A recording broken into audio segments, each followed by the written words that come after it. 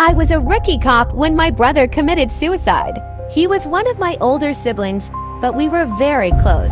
He died in another state, and I had a lot of guilt then about not recognizing the signs. His remains were in bad shape by the time he was discovered, so it was a closed coffin service.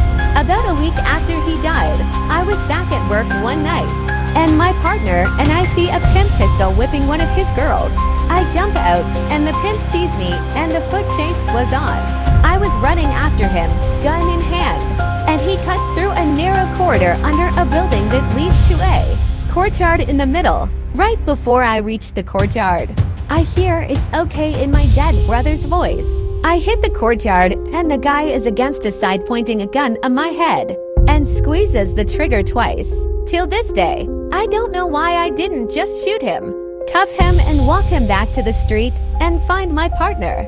We unload the gun .3 to revolver right there. Tell the tech the story. Both bullets fired. So my second cousin, I suppose. Her name was Lisa. We grew much closer as teenagers. Too close, really. College, a few years past it. I had moved on. One night I got up to take a piss. Didn't bother to turn on the lights. I was washing my hands and glanced in the mirror. There she was. Lisa was standing in the doorway behind me. I heard the echo of her voice. She told me that she still loved me and always would. She then turned and walked out of sight. I stood holding onto the sink for a moment, my heart pounding in my chest.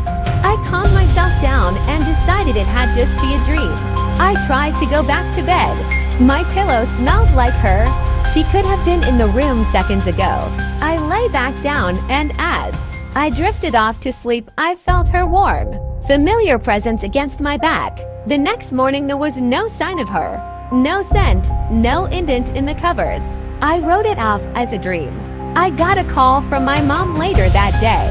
She told me Lisa had died a few days earlier. She had been killed by her boyfriend.